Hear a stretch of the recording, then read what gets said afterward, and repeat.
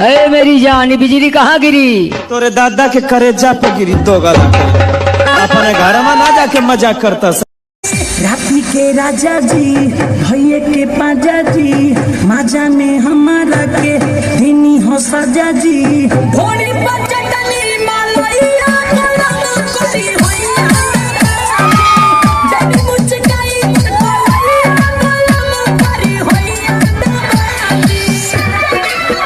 हे राजा राजा राजा कलेजा में समाजा उठाला तनी कोदा भेटाई खूबे मजा। हे राजा राजा कलेजा में समाजा उठाला तनी कोदा भेटाई खूबे मजा।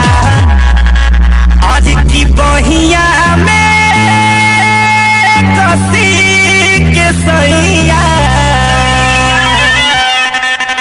अबे बहिया में कसी के सैया।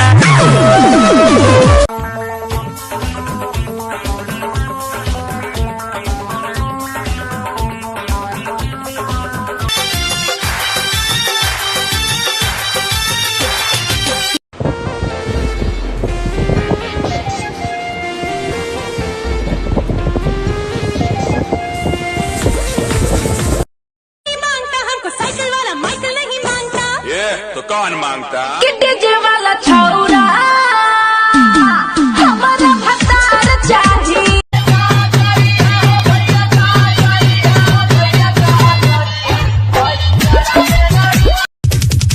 मुर्गा मोबाइल बन के चोली में बोला जाते।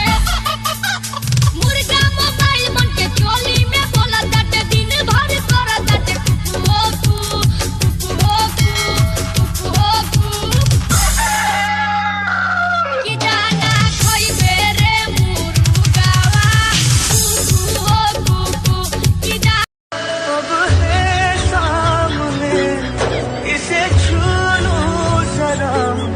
चाहे छोड़ दो तो